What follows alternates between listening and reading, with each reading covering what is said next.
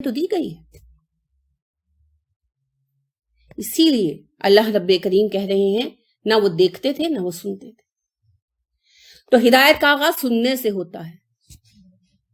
پہلا ذریعہ ہدایت سننا. تو اللہ رب کریم نے یہ نہیں کہا ان کے کان نہیں تھے، اللہ نے کہا سماعت نہیں تھی. قوت سماعت اور بات ہے اور کان ہونا اور بات ہے. آوازوں کا کیا ہے؟ آوازیں تو جانور بھی سنتے ہیں نا، لیکن انسان آوازوں سے معنی اخذ کرتا ہے. دیکھنا کا کیا ہے؟ دیکھتے تو جانور بھی ہیں، کئی جانوروں کی آنکھیں ہم سے کئی بڑی بڑی ہوتی، لیکن دیکھ کر بھی کچھ نہیں سمجھتے. انسان واحد مخلوق ہے، دیکھتا ہے، سمجھتا ہے، غور کرتا ہے، نتیجہ نکالتا ہے. اور اگر انسان میں یہی صلاحیتیں ختم ہو جائیں تو کیا فرق ہے ایک بیل میں، ایک ہاتھی میں اور ایک انسان میں؟ کوئی فرق نہیں، کوئی فرق نہیں. ہی از اے ویجیٹیبل. دیکھیں ایک انسان اگر دماغی اعتبار سے کسی حادثے کا شکار ہو جائے اور سوچنے سمجھنے کی صلاحیت کھو بیٹھے تو آپ کو پتہ ہے ڈاکٹر اس کے لفظ استعمال کرتے ہیں، کہتے ہیں ہی از اے ویجیٹیبل ناؤ، کہ اس کا یہ ایک سبزی کی طرح ہے، جانور سے بھی گیا گزرا، کیونکہ کچھ سوچ نہیں سکتا، سمجھ نہیں سکتا. فزیکلی تو انسان ہی رہتا ہے، لیکن اس کی باحیثیت انسان فعالیت ختم ہو جاتی. تو اگر ایک انسان دماغ ہوتے ہوئے، آنکھیں ہوتے ہوئے، کان ہوتے ہوئے بات سوچتا نہیں، سنتا نہیں، غور و فکر کر کے نتیجہ نہیں نکالتا تو کیا فائدہ انسان ہونے کا؟ گدھا ہوا، گھوڑا ہوا برابر ہے، بیل ہوا برابر ہے. تو انسان کی پہچان کیا ہے؟ تفکر. یاد رکھیے ہمیشہ ہمارے جد امجد آدم علیہ السلام نے اسی صلاحیت کے بنا پر فرشتوں سے بازی جیتی تھی.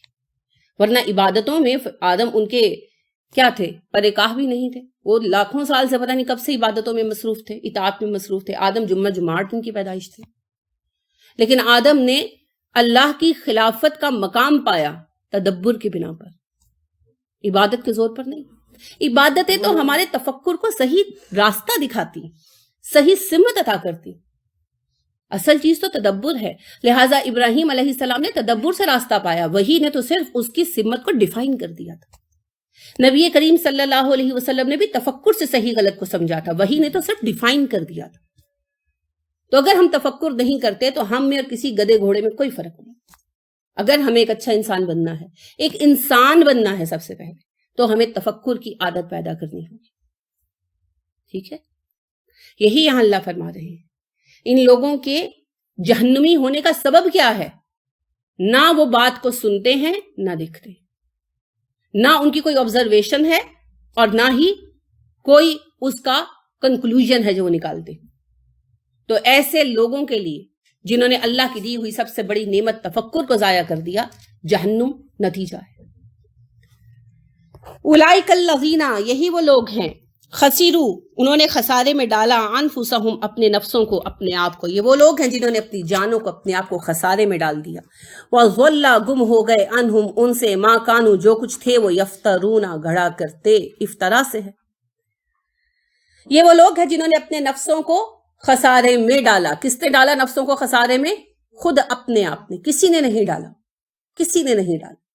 جب تک کوئی بہکنے کو تیار نہ ہو کوئی بہکا سکتا ہے؟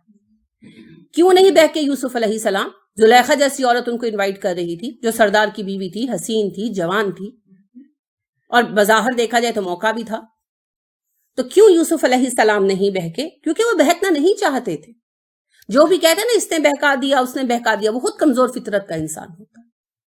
جی میں اس لیے نشہ کرنے لگا کہ مسائل زیادہ تھے. اچھا نشہ کرنے سے مسائل حل ہو گئے؟ تم نے تو ایک اور مسئلہ کھڑا کر دیا. سب کمزور فطرت کے لوگ ہوتے ہیں، کمزور ذہن کے مالک ہوتے ہیں.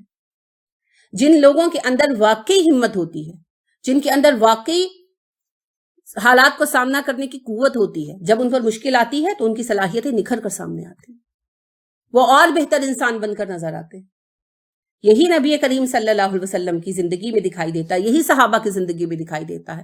اور پوری دنیا کو اٹھا کر دیکھ لیں، اگر محمد علی کلے کے ساتھ تعصب نہ برتا جاتا تو زندگی میں ایک ہی بار ورلڈ چیمپئن بنتے نا. لیکن جب تعصب برتا گیا 4 دفعہ انٹرنیشنل چیمپئن شپ جیتی. جن میں صلاحیت ہوتی ہے پریشانی میں نکھر کر سامنے آتی. اور اللہ پریشانیاں دیتے بھی اسی لیے ہیں کہ نکھار دیں. حالات کی بھٹی اسی لیے تو کہا جاتا ہے. بھٹی میں کیا کیا جاتا ہے؟ دھاتوں کو تپایا جاتا ہے ان کا میل کچیل کاٹنے کے لیے. اسی طرح حالات کی بھٹی کہا جاتا ہے کہ انسان کو حالات کی بھٹی میں تپایا جاتا ہے. کس لیے؟ کمزوریاں دور کرنے کے لیے. اور جو پگھل کر ختم ہو جائے اس ٹمپریچر کو ہی نہ لے سکے، اس کا مطلب یہ ہے کہ وہ دھات ہے ہی نہیں، ہے نا؟ کیونکہ ہر دھات کا ایک ٹمپریچر ہوتا ہے نا، اس ٹمپریچر پہ اس کی بھٹی سلگائی جاتی ہے۔ اب اگر اس ٹمپریچر کو وہ قبول ہی نہیں کر پا رہی تو اس کا مطلب ہے کہ وہ دھات ہی نہیں ہے۔ اگر انسان بھی حالات کی تپش کو برداشت نہیں کر سکتا تو پھر انسان میں وہ کمال ہے ہی نہیں جو انسانیت کے لیے درکار ہے۔ تو اللہ رب کریم یہی کہتے ہیں کہ اپنے ہاتھوں سے انہوں نے اپنے آپ کو خسارے میں ڈالا، دنیا کے فائدے کے لیے، پیسے کے لیے، نام کے لیے، تعصب کے لیے، آبا پرستی کے لیے، قوم پرستی کے لیے، اپنے طریقے کے لیے، اپنی منمانی کرنے کے لیے۔ کوئی نہ کوئی وجہ ان میں سے ضرور ہوتی ہے جب ہم سوچ کر سمجھ کر برائی کرتے ہیں۔ مجھے ایک بات بتائیے، نماز فری ہے، گھر میں پڑھو، مسجد میں پڑھو، لوگ نہیں پڑھتے۔ ٹی وی جو گمراہی کا سب سے بڑا ٹول ہے، نبی کریم صلی اللہ علیہ وسلم نے ارشاد فرمایا کہ جو سبحان اللہ و بحمدہ پڑھتا ہے 100 مرتبہ، اللہ اس کے 100 گناہ معاف کر دیتے ہیں۔ تم میں سے کون ایسا ہے جو دن میں 100 گناہ کرتا ہے؟ اب اگر آج کے تناظر میں دیکھا جائے تو جو ٹی وی دیکھنے بیٹھتا ہے وہ ہر منٹ کے حساب سے کئی 100 گناہ کر رہا ہے، اور اس مصیبت کو ہم پیسے دے کر خرید کر گھر لاتے ہیں، اور کیبل کنیکشن پیسے دے کر لیتے ہیں۔ یعنی جہنم کے لیے پیسے دیتے ہوئے اس سے زیادہ عام میں نے کوئی چیز نہیں دیکھی۔ تو کون گمراہی میں ڈال رہا ہے؟ ہم خود۔ اور ہم گمراہی اپنی مرضی سے لیتے ہیں، اپنی منمانی کے لیے، اپنی عیش پرستی کے لیے، اپنے مزوں کے لیے۔ تو بنیادی ریزن سب کی یہی ہوتی ہے، ہم منمانی کریں، پھر اس کے ساتھ اور وہ چونچلے لگا لیتے ہیں کہ جی ہمارے بڑے ایسے کرتے آئے ہیں، ساری دنیا ایسے کرتی ہے، وغیرہ وغیرہ قسم کی باتیں کرتے ہیں۔ اصل مقصد سب کا ایک ہوتا ہے، منمانی کرنا، عیش پسندی۔ یہی اللہ فرما رہے ہیں ان لوگوں نے خود اپنے آپ کو گمراہی میں ڈالا، وَضَلَّ عَنْهُمْ مَا كَانُوا يَفْتَرُونَ، اور آج تو ان سے وہ سب چیزیں گم ہو گئی جو انہوں نے گھڑ رکھی تھی۔ کیا گھڑ رکھا تھا؟ اللہ کے شریک، فلاں بابا جی چھڑا لیں گے، فلاں سینٹ چھڑا لیں گے، فلاں درویش چھڑا لیں گے، فلاں سلسلے میں ہم بیت ہیں ہم تو بخشے ہوئے ہیں، قادری سلسلے کا ہر کوئی جنتی ہے۔ ہر کسی نے اپنا اپنا خدا بنا رکھا ہے، اور پھر توحید پرست ہے۔ اللہ رب کریم کے سامنے کسی نے کسی کی شفاعت نہیں کرنی۔ یہ جو کہتے ہیں نا کہ عبد القادر جیلانی پل صراط پر بیٹھ جائیں گے، کہیں گے جب تک میرا ایک ایک مرید بخشا نہیں جائے گا میں جنت میں نہیں جاؤں گا اللہ جی، اور ہر مرید کو جنت میں لے کر جائیں گے۔ یہ تذکرۃ الاولیاء کا بیان ہے۔ اللہ کے نبی صلی اللہ علیہ وسلم سے اما عائشہ صدیقہ رضی اللہ تعالیٰ عنہا نے کہا، اللہ کے نبی صلی اللہ علیہ وسلم دنیا میں آپ بہت عائشہ عائشہ کرتے ہیں، آخرت میں مجھے یاد کریں گے؟ آپ نے کہا عائشہ 3 موقعوں پر کوئی کسی کو یاد نہیں کرے گا، 3 موقعوں پر کوئی کسی کو یاد نہیں کرے گا، نامہ اعمال ملتے وقت، نامہ اعمال تلتے وقت، اور پل صراط پار کرتے وقت۔ اسٹریٹ فارورڈ جواب دے دیا، کوئی کسی کو یاد نہیں کرے گا۔ آپ صلی اللہ علیہ وسلم نے اپنے خاندان والوں سے کہا، اے فاطمہ اس غلط فہمی میں مت رہنا کہ تم نبی کی بیٹی، ایملی عمل کرتی رہنا، عمل کرتی رہنا۔ اے صفیہ اس غلط فہمی میں مت رہیے گا کہ آپ نبی کی پھپھو ہیں، عمل کرتی رہیے گا۔ عباس اس خوش فہمی میں مت رہیے گا کہ آپ میرے چچا ہیں، نبی کے چچا ہیں، عمل کرتے رہیے گا، عمل کرتے رہیے گا۔ نام لے لے کر کہا، کیوں؟ تاکہ کوئی یہ نہ سوچے کہ نسبت بچا لے گی، نسبت بچا لے گی۔ اور آپ صلی اللہ علیہ وسلم نے فرمایا، جسے اس کا عمل پیچھے کر دے اسے نسب آگے نہیں لا سکتا۔ اگر نسب آگے لا سکتا تو ابو طالب کو نہ لے آتا، نہیں لا سکتا۔ عمل پیچھے کر دیتا ہے، نسب آگے نہیں لا سکتا، نہیں لا سکتا۔ تو یہ جو نسبتیں ہیں یہ ہماری بنائی ہوئی ہیں، اللہ کے ہاں کوئی نسبت چلنے والی نہیں ہے۔ تو اللہ نے کہا جتنے انہوں نے بہانے بنا رکھے تھے، جتنے شریک بنا رکھے تھے، آج سب گم ہو گئے۔ آج میں ہوں اور یہ ہیں، کیونکہ اللہ نے پچھلی آیت میں کیا کہا، میرے سوا ان کا کوئی ولی نہیں۔ تو جتنے ولی بنا رکھے تھے نا سب گم ہو گئے، آج میں ہوں اور یہ ہیں۔ اب کیا ہو؟ لا نہیں، جرما شک، لا جرما کوئی شک نہیں، انہم بے شک وہ، فی الآخرتی آخرت میں، ہم الاخسرون سب سے زیادہ خسارہ پانے والے ہیں۔ جب معرفہ سے پہلے ہم آتا ہے تو وہ اسپیسیفیکیشن کے لیے ہی آتا ہے، کیونکہ جو بنیادی ضمیر ہے انہم وہ تو آ گئی پہلے، بے شک یہی وہ لوگ ہیں جو آخرت میں ہم الاخسرون سب سے زیادہ خسارہ پائیں گے۔ اخسر خاسر کا مبالغہ ہے، افعالو کے وزن پر۔ یہ لوگ سب سے زیادہ خسارہ پائیں گے، سب سے زیادہ۔ خسارہ تو کافر بھی پائیں گے، خسارہ تو منافق بھی پائیں گے، لیکن وہ لوگ جو جانتے بوجھتے ہوئے ہدایت کا انکار کرتے ہیں، ان سے بڑا خسارہ پانے والا کوئی نہیں ہوگا، کیونکہ ان کے لیے دوہری سزا ہے، اپنی گمراہی کی اور ان سب کی گمراہی کی جو ان کے سبب سے گمراہ ہو، جنہیں ہدایت پر آنے سے انہوں نے روکا، کیونکہ ان کا کام ہے لوگوں کو ہدایت پر جانے سے روکنا۔ یہ سب خود گمراہ رہنا پسند نہیں کرتے، یہ دوسروں کو بھی گمراہ کرتے ہیں، ہر دور میں، ہر عہد۔ تو ایسے سارے طاغوتوں کے لیے دوہری سزائیں ہیں، اور اللہ فرماتے ہیں روز قیامت ان سے زیادہ خسارہ پانے والا کوئی بھی نہیں ہوگا۔ ان الذین آمنوا، بے شک وہ لوگ جو ایمان لائے، وعملوا الصالحات، اور نیکوکار ہوئے، ایمان لائے اور پھر نیک کام بھی کیے، کیونکہ ایمان نام ہے دل کے اقرار کا، دل کی تصدیق کا، زبان کے اقرار کا اور اعضاء کے عمل کا۔ اگر ہم دل میں مانتے ہیں، زبان سے کہتے ہیں اور عمل نہیں کرتے تو ہم نہیں مانتے، چاہے ہم اس پر حلف ہی کیوں نہ اٹھاتے پھریں۔ تو آج جو ایک بڑی تعداد مسلمانوں کی نماز نہیں پڑھتی، روزے نہیں رکھتی، پردہ نہیں کرتی، اور پھر کہتے ہیں جی ہم اسلام پہ بلیو کرتے ہیں، اللہ نہیں مانتا۔ ان تین چیزوں کے بغیر ایمان کی تکمیل نہیں ہوتی، تصدیق بالقلب، اقرار باللسان اور عمل بالجوارح۔ تو عامل الصالحات شرط ہے۔ اگر میں بے نمازی ہوں تو میرا سارا کہنا سننا بے یقینی کی بنیاد پر، لہذا عمل سے زندگی بنتی ہے، جنت بھی جہنم۔ عمل کے بغیر خالی فلسفہ کے طور پر دین کو اختیار کرنا ایمان نہیں۔ تو اللہ نے فرمایا جو ایمان لاتے ہیں اور پھر نیک اعمال کرتے ہیں، ایمان کی تصدیق کرتے ہیں اپنے عمل سے، وَأَخْبَتُوا، اور عاجزی اختیار کرتے ہیں، إِلَىٰ رَبِّهِمْ، اپنے رب کے حضور۔ یہ سب کچھ کر کے بھی جھکے رہتے ہیں۔ کس طرح؟ استغفار کرتے ہیں، معافیاں مانگتے ہیں۔ یہ نہیں کہتے کہ ہم ایمان لے آئے، ہم نے نیک کام کیے تو ہم نے تو مار کا مار لیا، اب اللہ تو ہمیں جنت دے گا ہی دے گا۔ بڑی احمقانہ باتیں ہوتی ہیں بعض اوقات۔ جیسے کچھ دن پہلے مجھے کسی نے ایک حدیث سینڈ کی کہ اس کی اتھینٹسٹی بتا دیں کہ جو شخص جمعے کے دن اتنی دفعہ درود پاک پڑھ لے اس سے جنت خرید لی۔ تو درود کا ایک سیکھا بھی دیا ہوا تھا۔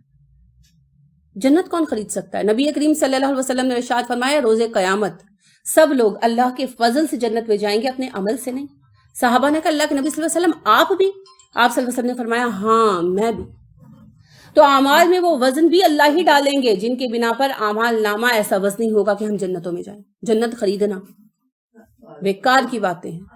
کوئی اللہ کی راہ میں جان دے کر بھی دعویٰ نہیں کر سکتا کہ کر سکتا ہے، نہیں کر سکتا، کیونکہ یاد رکھیں سب سے پہلے جہنم میں ڈالے جانے والے جو 3 افراد ہیں ان میں ایک شہید ہوگا۔ تو اخلاص کس کا کتنا ہے یہ تو اللہ کو پتا ہے، کس کو جنت ملنی ہے، کس کے عمل عقادت جانے ہیں، یہ اللہ کو پتا ہے۔ ہم کسی کے بارے میں دعویٰ نہیں کر سکتے وہ جنتی ہے یا نہیں، سوائے صحابہ کرام رضی اللہ عنہم علیہم اجمعین کے، کیونکہ ان کے لیے اللہ نے خود کہہ دیا کہ اللہ ان سے راضی ہو چکا ہے۔ ان کے سوا ہم کسی کے لیے بھی نہیں کہہ سکتے۔ تو اب بات یہ ہے کہ اللہ رب کریم کے یہ وہ بندے ہیں جو ایمان لائے، انہوں نے نیک کام کیے، اور اس کے بعد وہ اللہ کے حضور جھکے ہوئے ہیں، عاجزی اختیار کیے ہوئے ہیں، وہ اللہ رب کریم سے معذرت کرتے ہیں اپنے اعمال پہ، انہیں کوئی غرور نہیں ہے، کوئی تکبر نہیں ہے، کوئی دعویٰ نہیں، کوئی زوم نہیں ہے۔ اولئک اصحاب الجنت، یہی جنتی ہیں۔ 3 چیزیں آ گئی، ایمان لانا، ایمان کو اپنے عمل سے ثابت کرنا، اور پھر اللہ سے مغفرت کی طلبگاری رکھنا۔ یہ نہیں سمجھنا کہ میں نے تو بڑا کام کر لیا۔ ان تینوں صفتوں کے ملنے سے ہی جا کر کوئی جنتی ہونے کی امید کرتا ہے۔ یقینی رزلٹ تو پھر اللہ کے ہاتھ میں۔ اللہ فرماتے ہیں اولئک اصحاب الجنت، یہی جنتی ہیں، ہم فیہا خالدون، اور جنتوں میں ہمیشہ رہنے والے ہیں۔ تو ان 3 صفتوں کے بغیر کوئی جنتی ہونے کا دعوے دار نہیں ہو سکتا۔ مثل الفریقین، ان دونوں گروہوں کی مثال ہے کل اعمی، اندھے جیسی، والاصمی، اور بہرے جیسی، والبصیر، دیکھنے والا، والسمیع، اور سننے والا۔ ان دونوں گروہوں کی مثال ایسی ہے جیسے ایک گروہ اندھا بہرا ہے اور دوسرا خوب دیکھنے سننے والا ہے۔ بصیر اور سمیع دونوں ہی فعیل کے وزن پر مبالغے ہیں، خوب سننے دیکھنے والا ہے، یعنی ایک گروہ اندھوں کا ہو اور ایک دیکھنے والوں کا، ایک گروہ بہروں کا ہو اور ایک سننے والوں کا۔ اب جو اندھا ہے مگر سنتا ہے وہ سننے سے ہدایت پکڑ لے گا، مگر جو اندھا بھی ہے اور سنتا بھی نہیں ہے اسے کون ہدایت دکھائے گا بھائی؟ اب تو ایک ہی طریقہ رہ گیا، پکڑ کر کھینچ لو، وہ تو کھینچنا ہی نہیں۔ جس نے آنکھیں بھی بند کر رکھی ہیں، کان بھی بند کر رکھے ہیں، اسے کون سنا سکتا ہے؟ اور اس کے برعکس وہ مومنین ہیں جو دیکھ کر بھی عبرت پکڑتے ہیں اور سنتے بھی ہیں، تو اللہ کے کلام کو دل سے سنتے ہیں اور مانتے ہیں اور اپنے آپ کو اس کے مطابق ڈھالنے کی انتہائی کوشش کرتے ہیں۔ تو اللہ فرماتے ہیں حل یستویانی، کیا یہ دونوں برابر ہو سکتے ہیں؟ مثلا مثال کے اعتبار سے کیا یہ دونوں گروہ اپنی مثال کے اعتبار سے برابر ہو سکتے ہیں؟ اندھے بہرے اور سننے والے دو گروہ برابر ہو سکتے ہیں؟ نہیں ہو سکتے نا۔ تو بس یہی فرق ہے مومنوں میں اور منکروں میں، کافروں میں۔ اب چاہے کافر اپنے آئی ڈی کارڈ پہ کچھ بھی لکھواتے ہو، کیونکہ کفر کی شکلیں ہیں نا، کفر کی کوئی سی بھی شکل ہو، یہ خطاب سب کے لیے ہے۔ اور مومن صرف وہ ہے جو ایمان لانے کے بعد اپنے عمل سے اپنے ایمان کی تصدیق کرتا ہے، کیونکہ ایمان صرف قولی نہیں ہے، ایمان تو فعلی ہے، قول اور فعل کا ملنا ایمان ہے۔ افلا تذکرون، کیا تم نصیحت قبول نہیں کرو گے؟ اتنی واضح مثالوں کے بعد بھی لوگوں کیا تم نصیحت قبول نہیں کرو گے؟ اب پھر ذرا پیچھے جائیں، پس منظر میں، بیک گراؤنڈ میں، نبی کریم صلی اللہ علیہ وسلم کو اپنی قوم کو تبلیغ کرتے ہوئے، دعوت دیتے ہوئے 12 سال گزر چکے تھے، یہ 12واں سال تھا، ٹھیک ہے۔ آپ صلی اللہ علیہ وسلم پر وقت بہت تنگ تھا، یا 11ویں سال کا اینڈ تھا یا 12ویں سال کا شروع تھا۔ آپ صلی اللہ علیہ وسلم کو سخت مصیبتوں کا سامنا تھا، سخت پریشانیوں کا سامنا تھا، دنیاوی سہارے ختم ہو چکے تھے۔ آپ صلی اللہ علیہ وسلم کو اللہ کے سوا کوئی بچانے والا نہیں تھا۔ اب اس صورتحال میں کفار نے جو شدت اختیار کی تھی اور مسلمانوں کو جس عظیمت کا سامنا کرنا پڑ رہا تھا، جس عظیمت کا مظاہرہ کرنا پڑ رہا تھا، وہ غیر معمولی تھی۔ اس میں اللہ رب کریم آخری مرتبہ نصیحتیں کر رہے تھے، کیونکہ آپ کو پتا ہے اگلے ہی سال میں ہجرت ہونے والی تھی۔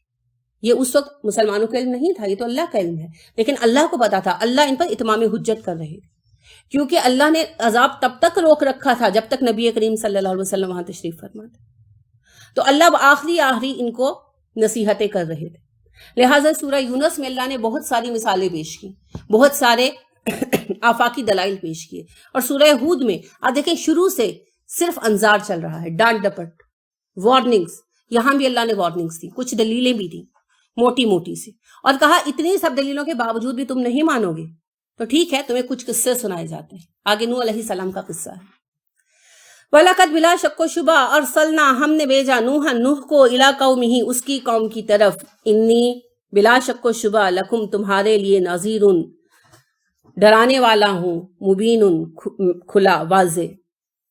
وَلَقَدْ أَرْسَلْنَا نُوحًا إِلَىٰ قَوْمِهِ إِنِّي لَكُمْ نَذِيرٌ مُّبِينٌ، بے شک ہم نے نوح کو بھیجا اس کی قوم کی طرف، اور اس نے اپنی قوم سے کہا اے میری قوم، میں تمہاری طرف واضح طور پر آگاہ کرنے والا، وارن کرنے والا بنا کر بھیجا گیا ہوں۔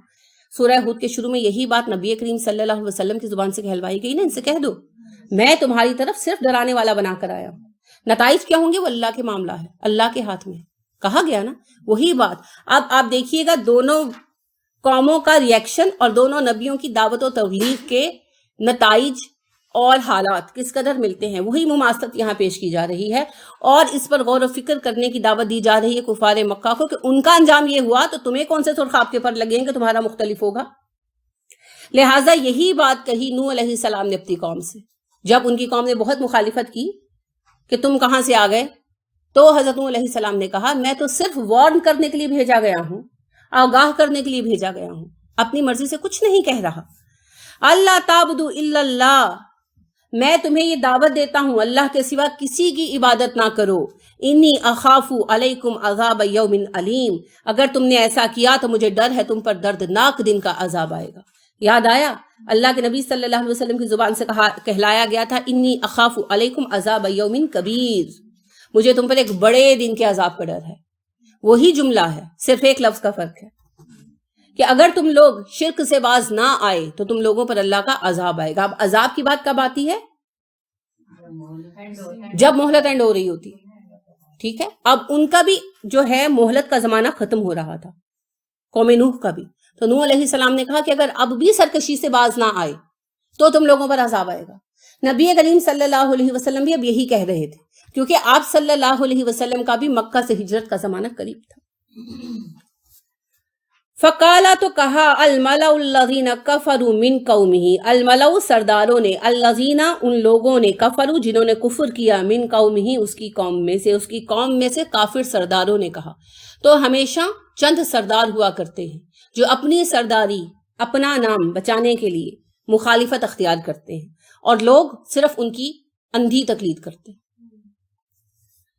ما نرا کا نہیں دیکھتے ہم تجھ کو، نرا کہاں سے آیا؟ ارا سے، یورا سے، بھول کے را سے، جی اصل صیغہ را ہے، یورا جو ہے وہ مضارع کا صیغہ. نرا بھی مضارع ہے. ہم کا تجھ کو، ما نرا کا ہم نہیں دیکھتے تجھ کو، الا مگر بشرن ایک انسان، مثلنا ہمارے ہی جیسا. ہم دیکھتے ہیں کہ تو ہمارے جیسا ہی انسان ہے. وہی اعتراض جو نبی کریم صلی اللہ علیہ وسلم پر تھا، تب بھی تھا، آج بھی ہے اور ہمیشہ رہے گا، کیونکہ موٹی عقلوں کو بات مشکل سے سمجھ آتی ہے. نبی انسان ہی ہوا کرتے، لیکن اسی غلط سوال کو اٹھایا اہل مکہ نے، کیونکہ نبی کریم صلی اللہ علیہ وسلم ان کے مابین پیدا ہوئے تھے، ان کے والدین ان کے مابین رہتے تھے، ان میں سے کوئی آپ کے کزن تھے، کوئی آپ کے چچا تھے، کوئی آپ کے ماموں تھے. تو انہوں نے کہا تو کیا ہے، ہمارے جیسا انسان، اور تو کہتا ہے نبی ہے، ہم نہیں مانیں گے. اب ہم نے پیدائشی آپ صلی اللہ علیہ وسلم کو نبی مانا، پیدا ہوئے تو پتا چلا آپ نبی ہیں. اب ہمیں حلق سے نہیں اترتا کہ آپ نبی ہیں تو انسان ہیں. نہیں، آپ نبی ہیں، آپ انسان نہیں ہو سکتے، آپ تو کوئی سپر ہیومن بینگ ہے. لہٰذا کفر کی شکل وہی ہے، صرف ترتیب بدل گئی. اسی لیے آج ہم نبی کریم صلی اللہ علیہ وسلم کی ذات سے وہ شرکیہ باتیں منسوب کرتے ہیں جو آپ سارے سنتے ہیں. شکل وہی ہے، صرف ترتیب الٹ دی. تو اللہ رب کریم نے کہا صرف تم یہ اعتراض نہیں کر رہے، نوح علیہ السلام کی قوم نے بھی یہی اعتراض کیا تھا. اچھا، ان کو خاص نوح علیہ السلام کا قصہ کیوں سنایا گیا؟ کیونکہ یہ نوح علیہ السلام کی اولاد سے تھے نا، یعنی ان کی قوم سے، ان کی قوم کے بچوں سے. اللہ نے کہا نا کہ ابراہیم اور نوح اور آل عمران یہ سب ایک دوسرے کی اولاد ہیں. سورہ آل عمران میں اللہ کہتے ہیں کہ ہم نے چنا اولاد ابراہیم کو اور آل عمران کو اور آدم کو اور نوح کو اور موسیٰ کو. تو یہ سارے جو ہیں ایک دوسرے کی نسلوں میں سے ہیں. تو ہم جانتے ہیں کہ حضرت نوح علیہ السلام کے ساتھیوں اور بچوں میں سے جو قومیں پھیلی، ان میں سے ایک قوم میں ابراہیم علیہ السلام آئے، اور ابراہیم علیہ السلام کی آگے نسلوں میں سے پھر یہ عرب تھے. تو پھر ان کے جد امجد جا کر نوح علیہ السلام بنتے ہیں نا. تو اس لیے نوح علیہ السلام کا قصہ خاص طور پر سنایا گیا کہ جب تمہارے جد امجد کو نبوت سے سرفراز کیا گیا، ان کی قوم نے بھی یہی بات کہی تھی. تم کوئی نئی بات نہیں کہہ رہے. جہالت کی شکلیں ہمیشہ ایک جیسی ہوتی. انہوں نے بھی یہی سوال اٹھایا کہ تم ہمارے جیسے انسان ہو، کیا تمہارے اندر خوبی ہے؟ اللہ کو نبی بھیجنا ہوتا تو فرشتہ بھیج دیتا، یا پھر تمہیں کوئی اللہ فضیلت عطا کر دیتا، کوئی غیر معمولی انسان بنا دیتا. وَمَا نَرَاكَ نہیں دیکھتے ہم آپ کو، اتبعَكَ کہ پیروی کرتے ہیں تیری، إِلَّا الَّذِينَ مگر وہ لوگ جو ہم وہ ہیں، أَرَاذِلُنَا ذلیل ہمارے مابین سے، بادی الرائے بڑی سطحی رائے رکھنے والے. اور ہم دیکھتے ہیں کہ جو تمہارے پیروکار بن رہے ہیں نو، وہ ہمارے درمیان سے حقیر لوگ ہیں، کم حیثیت لوگ ہیں، سطحی رائے رکھنے والے لوگ ہیں، بڑے سطحی سوچ کے مالک لوگ ہیں، کہ بڑے کوئی اسکالرز جو ہیں ہمارے، بڑے پڑھے لکھے ہمارے جو دانشور قسم کے لوگ نہیں ہیں، ہمارے جینیس پرسنالٹیز نہیں ہیں، اور نہ ہی مالی اعتبار سے ان کو کوئی فوقیت حاصل ہے. یہی بات مکہ والے بھی کہتے تھے کہ محمد کے پیروکار کون ہیں صلی اللہ علیہ وسلم، چند سر پھرے لڑکے یا پھر کچھ حقیر غلام. ہم نے تو کسی عقل مند کو محمد کی پیروی کرتے نہیں دیکھا صلی اللہ علیہ وسلم، کیونکہ عقل مند تو یہ اپنے آپ کو چند ایک کو گنتے تھے نا، باقی تو کسی کو خاطر میں نہیں لاتے تھے. سرداری نظام تھا تو سردار اور سردار کے بچے ہی چلتے تھے. تو اس وجہ سے باقیوں کو کچھ سمجھتے ہی نہیں تھے. اور یہ بھی سچ ہے کہ آپ صلی اللہ علیہ وسلم کی دعوت پر لبیک کہنے والے، اور ہر نبی کی دعوت پر لبیک کہنے والے پہلے کون رہے ہیں؟ نوجوان اور غربا، پسا ہوا طبقہ اور نوجوان. کیونکہ تبدیلی قبول کرنے کی ہمت نوجوانوں میں ہی ہوا کرتی ہے، چینج نوجوان ہی لایا کرتے ہیں. پاکستان بھی بنا تھا نا، تحریک پاکستان کے لیے کتنے بابوں نے کام کیا؟ کسی نے نہیں، سب نوجوان تھے، یوتھ تھی ساری کی ساری، جنہوں نے زندگیاں بھی داؤ پر لگائیں اور سارا کچھ کیا. تو ہر تبدیلی میں نوجوان ہی حصہ لیتے ہیں. صرف ڈائریکشن دکھانے کی ضرورت ہوتی ہے. اگر ہم ڈائریکشن دکھا دیں تو ابھی بھی بہت کچھ ہو سکتا ہے. ذرا نم ہو تو یہ مٹی بڑی زرخیز ہے ساقی، لیکن وہ نم کہاں سے آئے گا؟ وہ نم تو درد مندی سے آتا ہے، اور درد مندی اللہ سے جڑنے سے آتی. جب اللہ سے کوئی جڑا ہوا نہیں ہوگا تو درد مندی کہاں سے لائے گا؟ اور جب درد مندی نہیں ہوگی تو لوگوں تک وہ نمی کیسے پہنچے؟ نبی کریم صلی اللہ علیہ وسلم کا جو غم تھا امت کے لیے اور انسانوں کے لیے، وہ دکھائی دیتا تھا، محسوس ہوتا تھا. وہ کہاں سے آئے گا اگر ہم اللہ سے جڑے ہوئے نہیں؟ ٹھیک ہے، تو ہم سب یہ کہتے ہیں نا کہ بچے ہدایت پر نہیں آتے، پہلے وہ درد مندی تو لائیں، پہلے وہ طلب تو لائیں جو محسوس ہو، جو نظر آئے، تب وہ پلٹیں گے. تو انہوں نے کہا کہ ہم دیکھتے ہیں کہ تیرے پیروکار جتنے بھی لوگ ہیں حقیر لوگ ہیں، غلام غریب لوگ، اور اس کے علاوہ بڑے ہی سطحی رائے کے مالک ہے، یعنی کہ کچے دماغ کے لوگ ہیں. تم نے ان کو بہکا لیا. ہم بڑے پکے ہیں. یہ بات سننے میں آپ کو بھی شاید کبھی ملی ہو، مجھے تو بہت دفعہ ملی ہے کہ ہمارے ذہن بہت پکے ہیں. نہیں، ذہن نہیں پکے. اللہ رب کریم کہتے ہیں نا وَقَالُوا قُلُوبُنَا غُلْفٌ بَل لَّعَنَهُمُ اللَّهُ بِكُفْرِهِمْ. وہ کہتے ہیں اللہ نے ہمارے دل محفوظ کر دیے ہیں، غلافوں سے ڈھانپ دیے ہیں، جھوٹ بولتے ہیں. ان کے دلوں پر خلاف نہیں ہے بلکہ اللہ کی لعنت ہے ان پر، ان کے کفر کے سبب سے. تو ڈھیٹ ہونا اور مستقل مزاج ہونا دو الگ الگ باتیں. فرق کیسے پتہ چلتا ہے؟ مستقل مزاجی کی بنیاد دلیل پر ہوتی ہے اور ڈھیٹ ہونے کی بنیاد نہ ماننے پر ہوتی ہے. ٹھیک ہے، لگتا ہے دونوں چیزیں ایک جیسی ہیں، ہوتی نہیں ہے. مستقل مزاجی ہمیشہ بنیاد پر قائم ہوتی ہے اور ڈھیٹ ہونا بے بنیاد ہوتا ہے، ضد اور ہٹ دھرمی کی بنا پر ہوتا ہے. وَمَا نَرَا، ہم نہیں دیکھتے، لکم تمہارے لیے، علینا اپنے اوپر، من فضل کوئی فضل، ہم نہیں دیکھتے کہ تمہیں ہم پر کوئی فضیلت حاصل ہے. یعنی تمہیں کوئی اولادیں نہیں ملی تھی ان کی، لیکن ہم سے زیادہ نہیں ملی، کوئی حکومت نہیں ملی، کوئی سرداری نہیں ملی. نبی کریم صلی اللہ علیہ وسلم کو بھی کہتے تھے نا کہ تم کہتے ہو تم پر اللہ کا فضل ہے، بیٹے تو ہمارے پاس ہیں، مال تو ہمارے پاس ہے، سردار تو ہم ہیں. تو ہمیں تو کوئی ایسی بات نظر نہیں آتی جس کے بنا پر ہم یہ سمجھیں کہ اللہ تم پر کوئی ایکسٹرا آرڈنری مہربان ہے. ہمیں تو کچھ ایسا دکھائی نہیں دیتا. بل نظنکم کاذبین، ہم تو یہ سمجھتے ہیں تو جھوٹ بولتا ہے. ہمیں یہ یقین ہے نوح کہ تم جھوٹ بولتے ہو. اب نوح علیہ السلام بھی اپنی قوم کے مثالی آدمی تھے. اب جب کچھ بن نہیں پڑا، کسی طرح دعوت کو رد نہیں کر سکے، تو آخری بات کیا کہنے لگے؟